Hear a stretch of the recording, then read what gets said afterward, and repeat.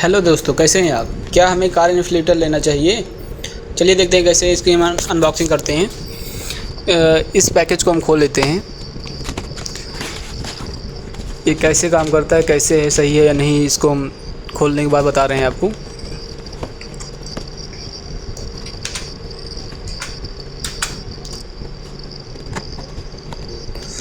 इसको हमने निकाल लिया।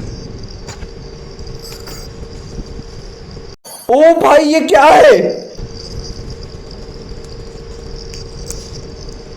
फ़िलहाल इसको हमने पहले यूज़ किया, तब हमने इसका अनबॉक्सिंग किया है एक पहले, लेकिन इसका अच्छा रिस्पांस नहीं है। ये हमारा 3075 का है। अगर आप इसे लेना चाहते हैं तो इसको बिल्कुल भी बाय ना कीजिए। खत्म। Bye bye, tata, good bye. हम इसको लिंक में डाल दे रहे हैं कौन सा है, अमेज़ॉन पे इस डिस्क्रिप्शन में इसका नाम दे रहे हैं कौन सा है। फ़िलहाल इसको बाय ना करें आप।